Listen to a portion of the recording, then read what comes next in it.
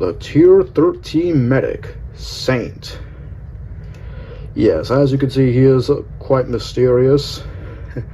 So anyway, here is his little gun, his main weapon, which is the mutagen cannon. When he will shoot bullets that have some mutagen acid, and the generous bazooka. What it will basically do is that it can shoot out a mist, and if it, excuse me, whenever it shoots this some kind of mist pile, a flare in the ground, and if it does not get destroyed by the monster after it gets hit, then it can heal the other hunters a little bit. And over here is the healing spike, meaning it will be kind of like Griffin's sound spike, but it will heal. I mean, it will act like and its healing buoy. And finally, the healing burst. The Tier 13 support, Bolton. Yes, as you can see, he does look interesting. So anyway, here's his electronic submachine gun, which is like Griffin's Gauss submachine gun, but electric bolts, and it's very electrifying. And over here is the shield charger. It will although it is exactly like excuse me, it is exactly like a Sergeant Hank's actual shield charger. How in the actual game, however, instead of looking like a box, it's looking like a fist. And what you see here is the orbital drill, which is like what basically will do is that it will place a drill trap on up on top of any ceiling, and if you want it to work, then you have to place it at some ceiling, not too rocky, but and not just too smooth. And finally, the cloaking field. The Tier 13 trapper, Monroe, or in their scrapbook, Dr. Monroe. Yeah, believe it or not, Dr. Monroe is the second female trapper, and she is also known as Dr. Roxanne Monroe. So anyway, here are her weapons. The Frost Sharp pistol, which is kind of like May's weapon from Overwatch, but whenever you shoot a frost shard at any monster, it could slow it down.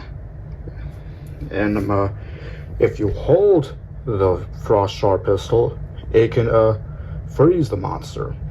Now with the serum, whenever you drink it, you get to shoot the pistols.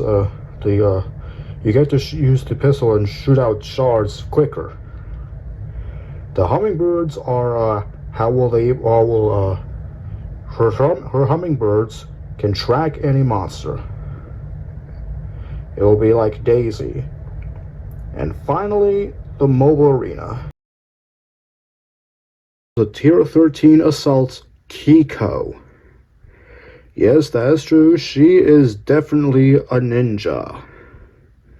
Anyway, now, the first thing you'll see is the dual machine guns, meaning that she will shoot a lot of bullets. And what you see are the primal katana blades, meaning that she will bring out her ninja swords and attack, and they were likely her melee weapons. And they will kind of act like Lennox's plasma lance. Over here are the boom shurikens, meaning that shurikens, whenever they're thrown at, they are actually bombs that are shaped like shurikens. And finally, the personal shield. The Tier 13 monster, Broodia. Yeah, before we check on her abilities, this monster idea was originally made by another fan named Dread Jim. I don't know if he's a YouTuber, but anyway, that's besides the point. Anyway, so first off is the Devour. So let me see. All right.